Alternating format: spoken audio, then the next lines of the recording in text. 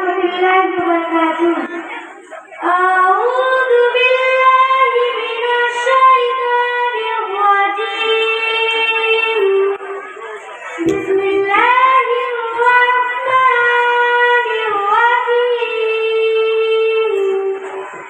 إذا زلزلت الأرض زلزالها وأخرجت الأرض أثقالها وقال الإنسان ما لها يومئذ تحدث أخبارها